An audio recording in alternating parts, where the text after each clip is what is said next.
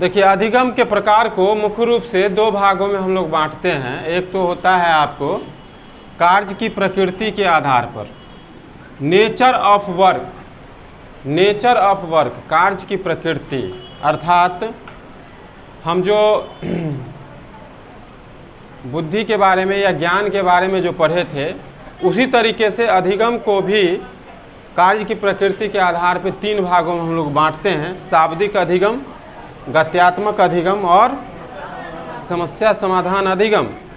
तो जो पक्ष आपके नॉलेज को निर्देशित करता है ना, जो आपके ज्ञान की मात्रा को प्रदर्शित करता है, जो अधिगम, ऐसे अधिगम को हम लोग शाब्दिक अधिगम के अंतर्गत रखते हैं कि आखिर आपके पास किसी भी तथ्य या विषय वस्तु के बारे में कितना ज्ञान है, उसके बारे में कितना शब्द भंडार आपके पास है, वर्ड स्टॉक कितना आप जान रहे हैं, ठीक है, किसी भी विषय के बारे में। तो शाब्दिक क्षमता आपके पास जिस विषय के बारे में जितना ज़्यादा होगा, इसका मतलब है कि उस विषय में आपका अधिगम क्या होगा, ज़्यादा होगा।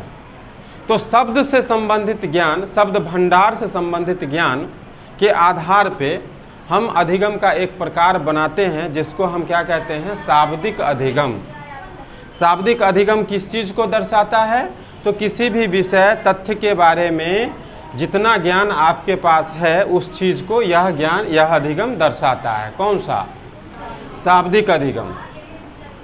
इसके बाद होता है गत्यात्मक अधिगम। गत्यात्मक अधिगम जो है ये ज्ञान से संबंधित हो गया है, ज्ञान की क्षमता से संबंधित हो गया। और ये किस चीज़ से संबंधित हो गया? क्रिया से संबंधित हो गया, कौशल से संबंधित हो गया, स्किल्स से संबंधित हो गया।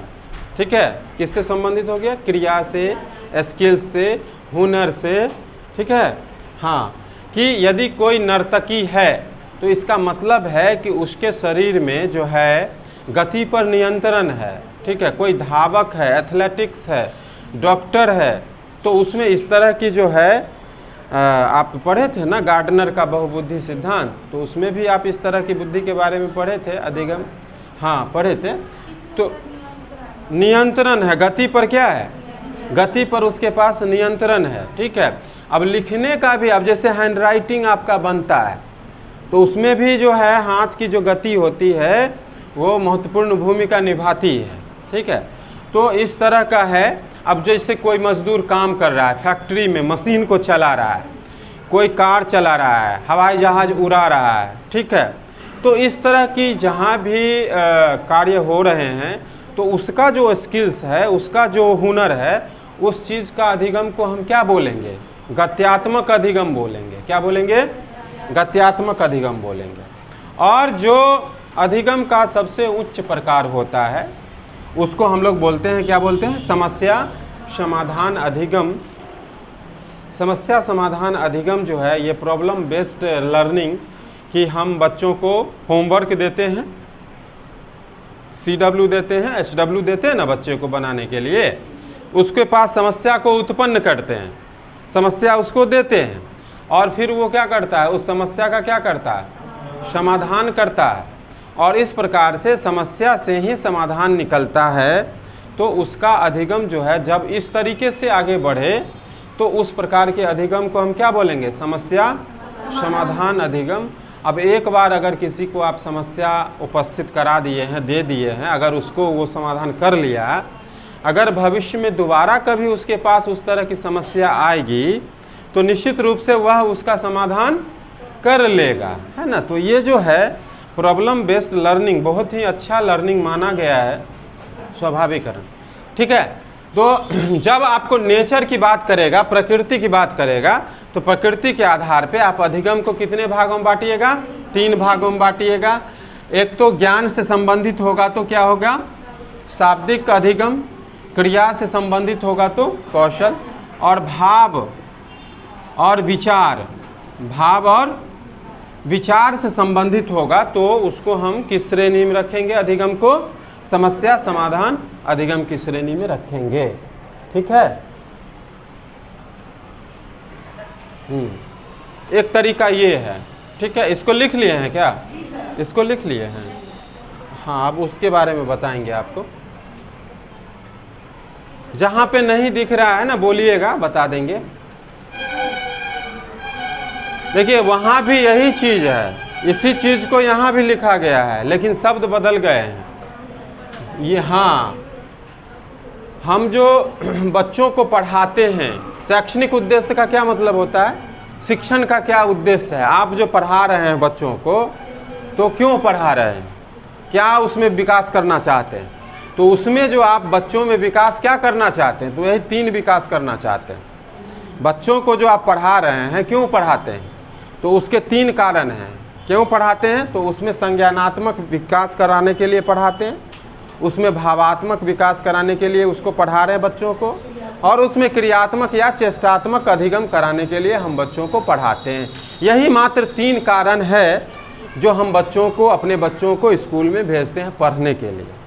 यही पूरे संपूर्ण अधिगम को 3 भागों में बांटा गया है। ये परफेक्ट है, सबसे अच्छा है तरीका, है ना। अधिगम के प्रकार में सबसे बेहतर तरीका है ये, ठीक है, कि शैक्षणिक उद्देश्य के आधार पे आप अधिगम को 3 भागों में बांटते हैं, है ना। सबसे पहला जो है वो है क्या है, संज्ञानात्मक अधिगम जो है, कॉग्निटिव लर्निंग। ये क्या होता है, इसका एक ही उद्देश्य होता है ना, बोध को बढ़ाना, ज्ञान को बढ़ाना। बोध या अवबोध कहिए, जो कहिए, बोध को ही कहीं कहीं पर अवबोध भी लिख देता है। तो अवबोध नहीं, अबोध का मतलब हुआ कि बोध नहीं है। यहाँ अंतर है, देखिए, अबोध, अवबोध। देखिए, हाँ, हम ये बोल रहे थे, अवबोध बोल रहे थे। अबोध का मतलब बोध का उल्टा हो गया, ठीक है ना। अवबोध अंतर है ना, हाँ, अवबोध ही रहेगा, बोध कम रहेगा। तो बोध और अवबोध एक ही चीज़ है। जैसे वृद्धि और अभिवृद्धि आप पढ़ते हैं कि साइकोलॉजी में वृद्धि का प्रयोग कम रहता है, अभिवृद्धि का ज़्यादा रहता है। जैसे वृत्ति का कम रहता है, अभिवृत्ति का ज़्यादा रहता है। अभी भी अभिवृत्तियों वाला पढ़े थे आप, तो हाँ, तो वो चीज़ें होती है, साइकोलॉजी की भाषा है, इसीलिए उसमें हम लोग ये सब प्रयोग करते हैं। तो आपने पढ़ा था जीन पियाजे का संज्ञानात्मक विकास का सिद्धांत, तो वहाँ पे भी संज्ञान के बारे में आपने पढ़ा था कि कॉग्निशन किसे कहते हैं, संज्ञान किसे कहते हैं। तो संज्ञान के अंतर्गत क्या चीज़ आती है, संज्ञान के अंतर्गत बोध आती है, ज्ञान आती है, प्रयोग आती है, संश्लेषण आती है, विश्लेषण आती है, मूल्यांकन आती है, ठीक है ना। ये सब संज्ञान के अंतर्गत आते हैं। तो संज्ञानात्मक अधिगम का तात्पर्य हो गया कि बच्चा जब ज्ञान प्राप्त कर रहा है, नॉलेज ले रहा है, तो उस नॉलेज को क्या करता है, वह प्रयोग भी तो करेगा। सीखे गए ज्ञान को अगर वो व्यवहार में ला रहा है, सीखे गए ज्ञान को अपने दैनिक जीवन में प्रयोग कर रहा है, तो वो उसका प्रयोगात्मक ज्ञान हो गया। उसका विश्लेषण कर रहा है, उसका संश्लेषण कर रहा है, और उसका मूल्यांकन भी कर रहा है। मूल्यांकन का मतलब उसमें क्या अच्छाई है और क्या खराबी है। मूल्यांकन का मतलब क्या होता है, किसी भी चीज़ में क्या अच्छा है और क्या बुरा है, उसको ढूंढना, सर्च करना। तो यही चीज़ हो गया क्या, मूल्यांकन से, यानी आलोचना भी हो गया यहाँ पे। यानी संज्ञानात्मक अधिगम के अंतर्गत जो है मूल्यांकन अगर आया है, तो आलोचना भी आएगा। आलोचना का मतलब भी वही होता है, अच्छा और बुरा का पहचान करना। हाँ, पॉजिटिव होगा। आलोचना कौन करेगा, आलोचना वही करेगा ना जिसके पास ज्ञान हो। अगर ज्ञान नहीं है आपके पास, तो आप आलोचना भी नहीं कर सकते हैं। तो संज्ञान आपके पास है, कॉग्निशन किसी की चीज़ के, किसी भी चीज़ के बारे में यदि आपके पास है, तभी जाकर के आप क्रिटिसाइज़ करते हैं, आलोचना करते हैं, अच्छा या बुरे की पहचान करते हैं। तो मूल्यांकन को भी हम संज्ञानात्मक अधिगम के अंतर्गत ही रखेंगे, ठीक है। एक चीज़ याद ये हो गया, मतलब यहाँ भी वही बात हो गया जो यहाँ शाब्दिक के साथ था। यहाँ भी, यहाँ ज्ञान था और यही बोध हो गया, यही क्या हो गया, ज्ञान हो गया, ठीक है। और एक चीज़ आपको यहाँ पे है, भावात्मक अधिगम। भावात्मक अधिगम में क्या होता है, ये जो है सांवेगिक विकास को आपको दर्शा रहा है। ये चीज़ किसको दर्शा रहा है, संवेगिक विकास को, संवेग के विकास को आपको इमोशन को दर्शा रहा है।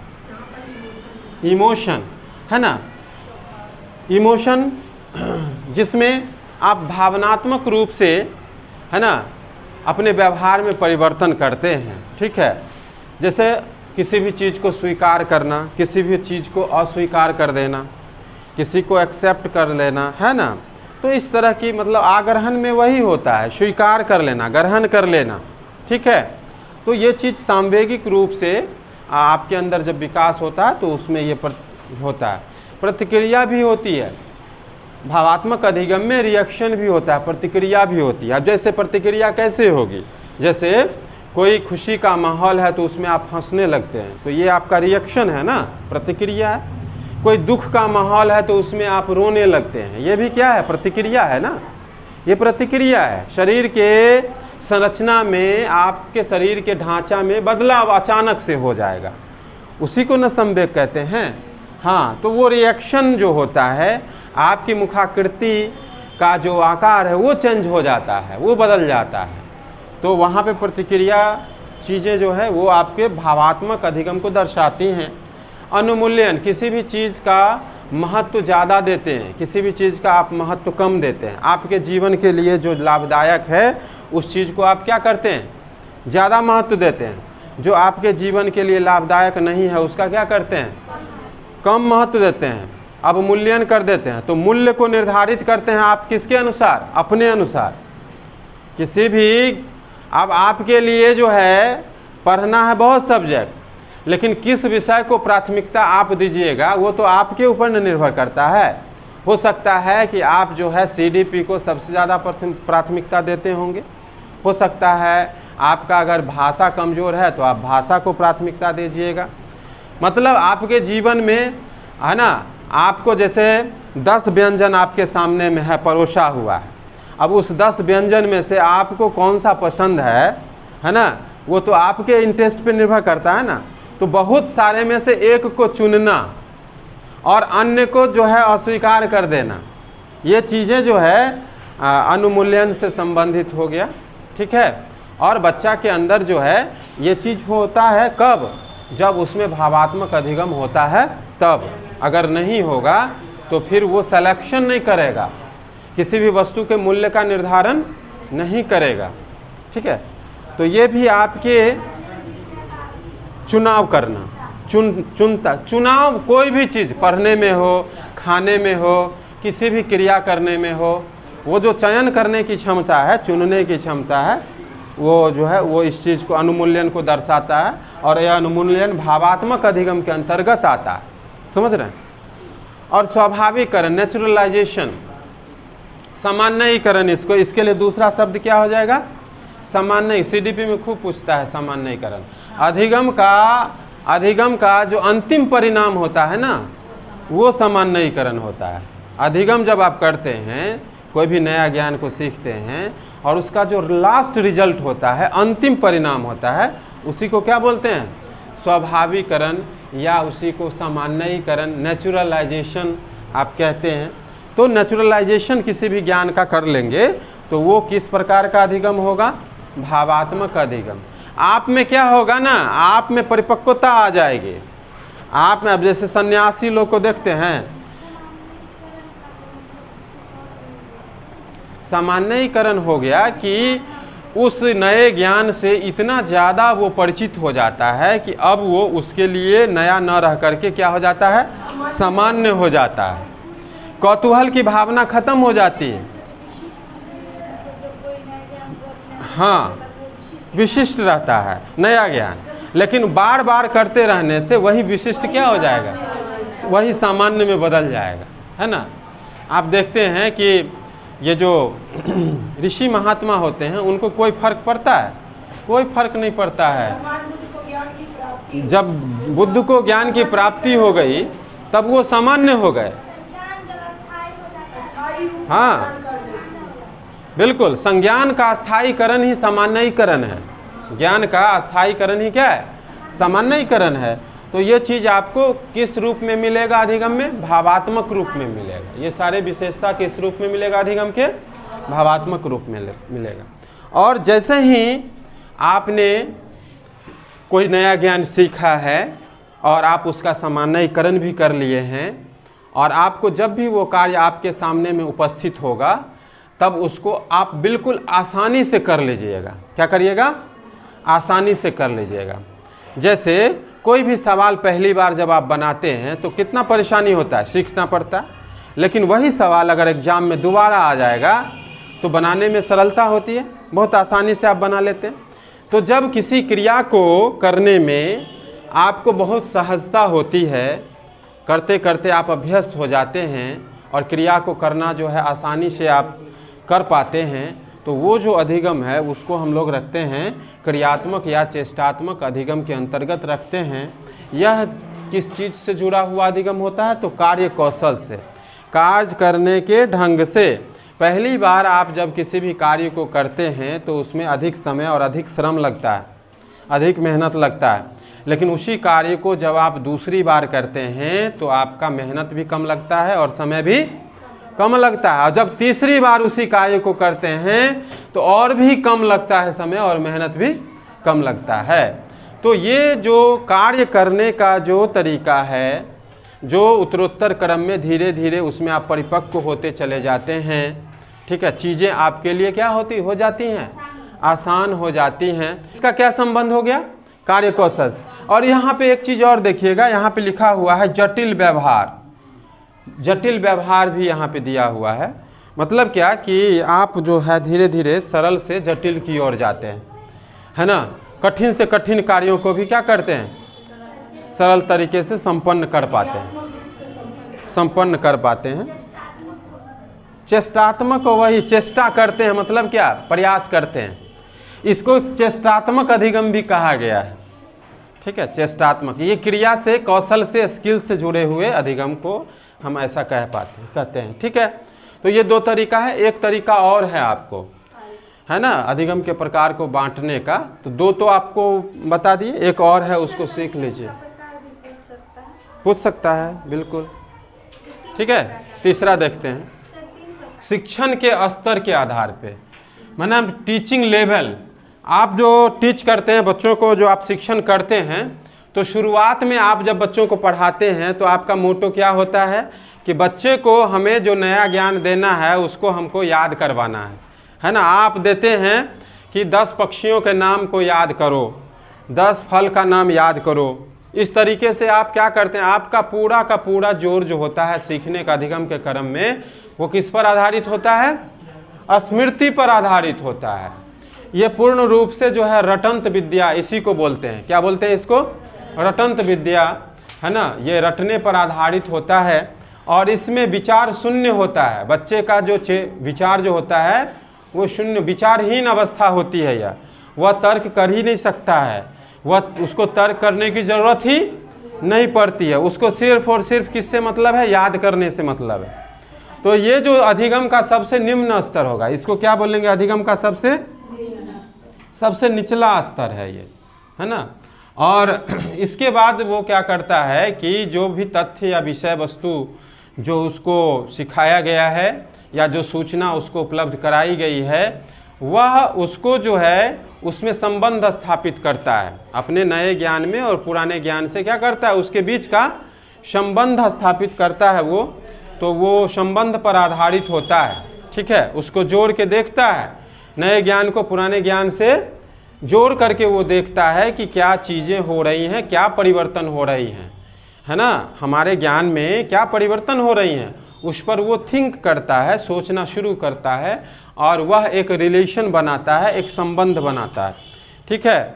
और वहाँ से उसका जो है एक कॉन्सेप्ट जो है वो डेवलप होना शुरू होता है, ठीक है। बोधात्मक ज्ञान यहाँ से होने लगता है, इसलिए इसको क्या बोलते हैं? अवबोध स्तर।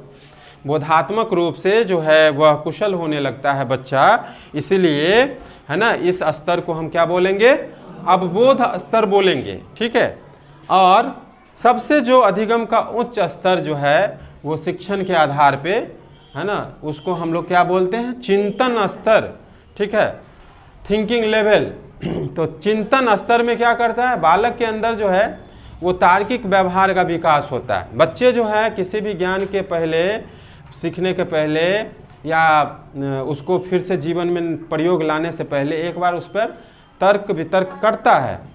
ठीक है, तो तर्क वितर्क जब करने लगेगा तो इस तरह का जो अधिगम का स्तर होगा उसको क्या बोलेंगे? निम्न स्तर की उच्च स्तर। ये सीखने का सबसे क्या है?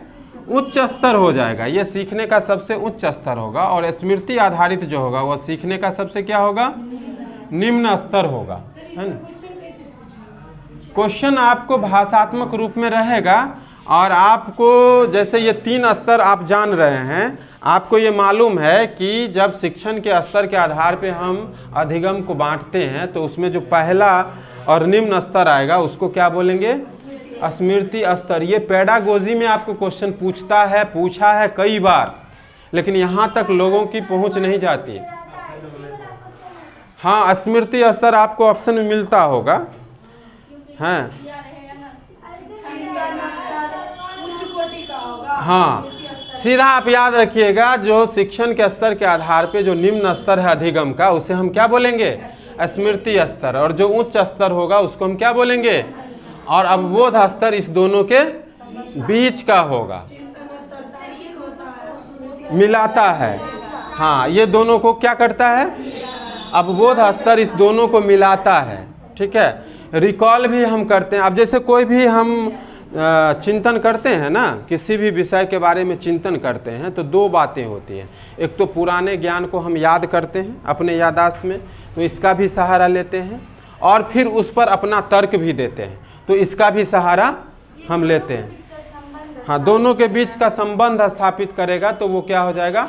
अवबोध स्तर होगा। ठीक है, और इस तरीके से आज हम लोगों ने देखा कि किस तरह से जो है अधिगम को बांटा गया है। तो मुख्य रूप से आपको जो है अधिगम को 3 भागों में बांटा गया। ठीक है, किसके किसके आधार पे?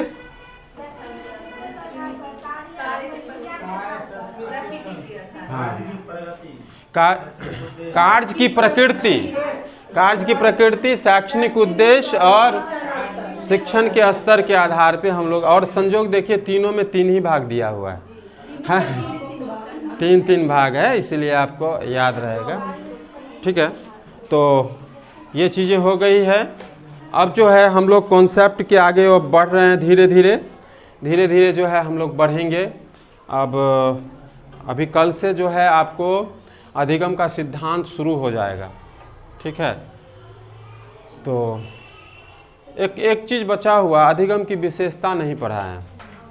अधिगम की विशेषताओं को हम लोगों ने नहीं देखा है, उसको भी हम लोग देख लेंगे। ये लिखा दिया, अब इसमें क्या लिखाएंगे? हाँ, इसमें कुछ वैसा नहीं है। आपको तो सब चीज़ तो यहाँ पे स्पष्ट ग्राफ में लिखा हुआ है, इससे बढ़िया क्या होगा? ये तो ग्राफ में हम समझा दिए हैं आपको, तो ये भाषा में वैसा ज़रूरी नहीं है। आप 4 पेज का हम नोट्स आपको लिखा दें तो वो तो फिर वही कहानी हो गया PDF वाला। नहीं, PDF छपा के बांट रहा है लोग।